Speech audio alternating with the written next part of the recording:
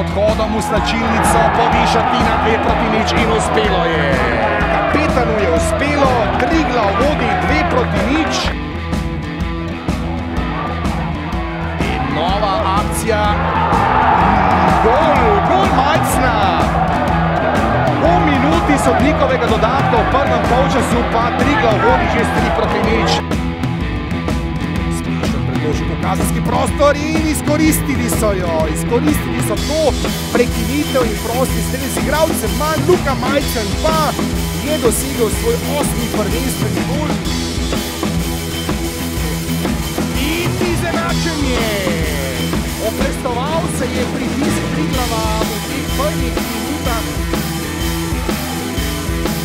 Ali je tukaj priložnost za povišanje in vodstvo z 2-1. Luka Majcen pa dosega svoj drugi gol. Luka Majcen.